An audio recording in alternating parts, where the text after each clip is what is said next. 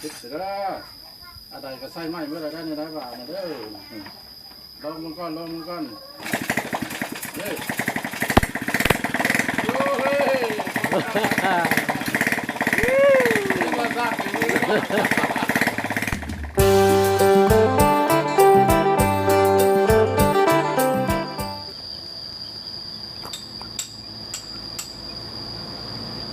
อันนี้ก็คือว่า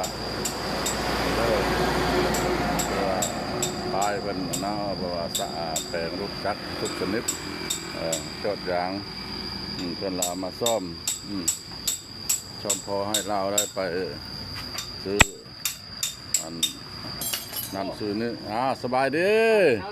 สบายดีสบายดีโอ้เอาสบายดีสบายดี จ้ายังเอาตอนนั้นเนาะเฮ็ดแต่เช้าเลยเนาะต้องตื่นนอนมาเลยเฮ็ดรถเนาะโอ้ต้องสิได้สุภาพมื้อนี้ขออนุญาตเด้อเนาะพี่น้องสิได้นั่นบ่สิได้ฮอดผ้าฮอดจักรพุ่นบ่น่ะเพราะว่าเฮาสิเฮ็ดแต่ว่าพออันแก้ไขได้เนาะเพราะว่า1มากก็คือคนฮู้จักโดยฮู้จักแล้วมันโดยเฮาก็บ่มีแน่โดยว่าบ่มีผู้ใหญ่มาช่วยโดยมีผู้ใหญ่ช่วยก็จำเป็นก็ต้องได้พอแก้ไขอยู่แล้วระยะอ่านปานกลางพอได้ไปได้มาหั่นเนาะแม่นโดยคันที่เอาหรือเพิ่นว่าเรื่องที่นอนเพิ่นก็บ่มีกับตัวเจ้าของเพิ่นคือสิแม่นบ่มีเงินเนาะละมาแต่ว่าแปลงให้อันพี่ให้ชื่อนี่ละอีตนลาวเนาะอันนี้คือแม่นว่าเราค้ำกับยกเงินตัวเองยกเงินตัวเองแปลง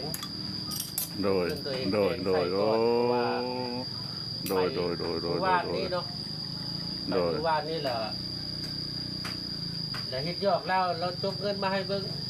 ว่าเบิดกระตูแล้วมีเงินอยู่250,000โอ้วันนี้ล่ะซื้ออันคือสิแม่น200,000แต่ซื้อข้าวซื้อน้ำก็อยู่ด้านแล้วตอนนั้นเนาะวันนี้เราข้ามเราไปชอบถามเนาะไปซื้อถามแปลว่าทางโน้เราล่ะคอดท่าเราท่าไปส่งแบกไปส่งเขาฮะโดยบอกว่าเราบ่มีรถรอกับบ่มีแบกท่าไปส่งเขาพอดีได้เงิน250,000เนี่ยกะไว้ว่าเอาไว้จ่ายให้เรียนบ่คำแต่งรถที่จริงเงิน250,000มันบ่พอเป็นแม่นละพอดีพอบานมาวันนี้เฮ็ดซอยเดียวแม่นละช่วยผู้ทุกข์ผู้ยากเนาะช่วยอาบุญนั่นแหละได้เราก็ว่าลุยทางผู้ใหญ่บ่มีผู้ใหญ่ช่วยโดยเป็นพี่ทั้งที่ละทางผู้ชมเลยรถรางของลุงใหม่นะครับเนาะเพิ่นก็ให้ได้จนกระจนนาลีขับขันนาลีบ่มีทางเลือกบ่มีทางสู้เราเลยบ่จักทางไปทางมาอยู่ตะป้าตะดงพุ่นละโอ้ยไก่เมื่อวานนี่ก็ได้ไปเยี่ยมพยายามเพิ่นก็ไก่อะไรนั่นแหละทางรถกับบ่ฮอดได้จอดมอเตอร์ไซค์แล้วก็ย่างเข้าไปตามป้าและบนตุดอยู่ก็เลยจะเฮ็ดจังไดหัวบูดว่าวมันต้องได้ต่ำมันแห้งมันกลิ่น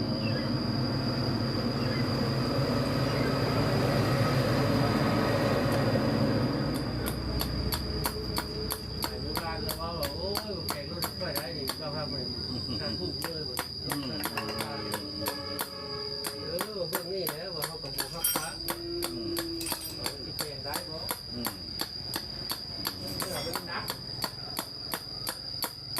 มันนักมันเกินกำลังเขาก็เฮ็ดได้ก็คือกันตอนเมื่อเอามาแล้วนี่แหละมาแล้วรู้มารู้มาเขาก็เรียกมาส่งเราเรียกตอนมือส่งนี่แหละเราบ่ให้มือส่งมาเพื่อก็พี่นักเลยจ่าไหนนี่จะเบิ่ง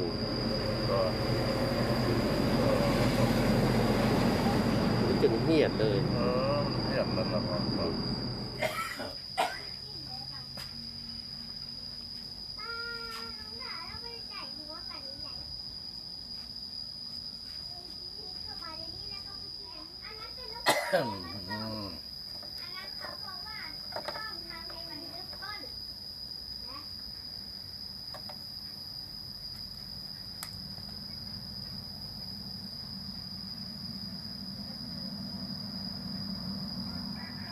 เป็นได้สิได้อยู่บ่พอวัด แล้วก็ กำลังที่ประกอบ เออ น้ำมันใส่เอาน้ำมันลีนใส่ได้ละเอาน้ำมันจะสร้างใส่ เออ เราจะลองเบิ้ง ลองเบิ่งเนาะ จะลองเบิ้ง ได้บ่ได้ก็สิฮู้เนาะ นะว่าที่บติดเปลี่ยนละอันละอย่างแล้วเนาะ เออ ตัวไหนมันหลงมันเงี้ยนมันขาดจะเปลี่ยนละอันแล้ว อืมลูกค้า VIP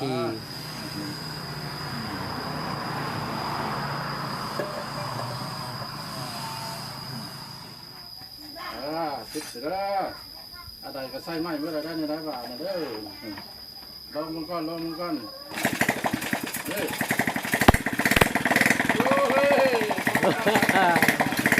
นี่มาสร้างอยู่นี่มาสร้างอยู่นี่แล้วมาพ่อมาเลยติดแล้ว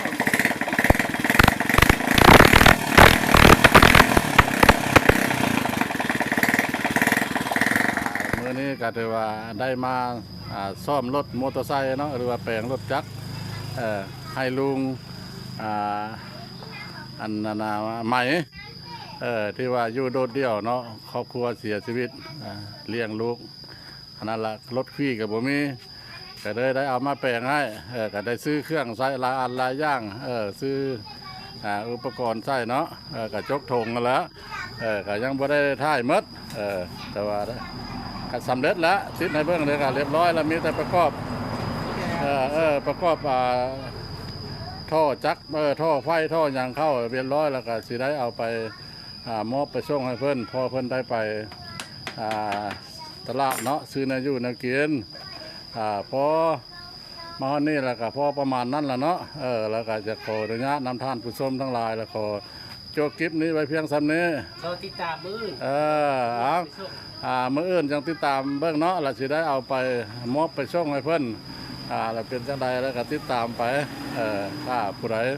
เฮ็ดที่ผู้ใดฮู้เห็นแล้วก็ติดตามต่อๆไปเด้อสบายดี